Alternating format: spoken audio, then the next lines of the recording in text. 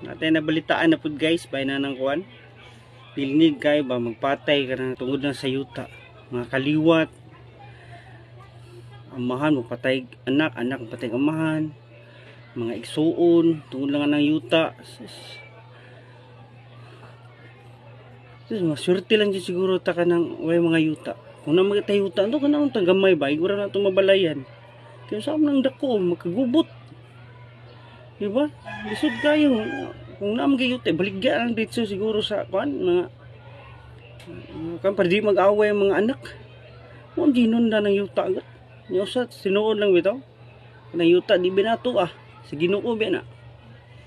Wala po usap po ng tubig. Pabligya niya. Okay rin baligya. Mahalon bitaw kay tungod sa krisis.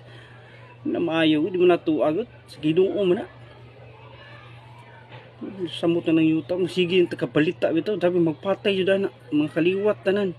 O ito ang usaray ko ang advice na. May baligya na lang na. Para hindi na matas mga anak mga kawan. Kaya muna inundan. Gubot kayo. Samok na dyan ang yuta. Sa una pa ng panahon. Hantod karon. Grabe na. Tamnanay og ka ng kawayan. Waiting ganay. Tungod na ng yuta. Kaliwat ra. Kapuya eh. Kapoy ka magunungan na guys. Salamat. Pasensya na mo guys.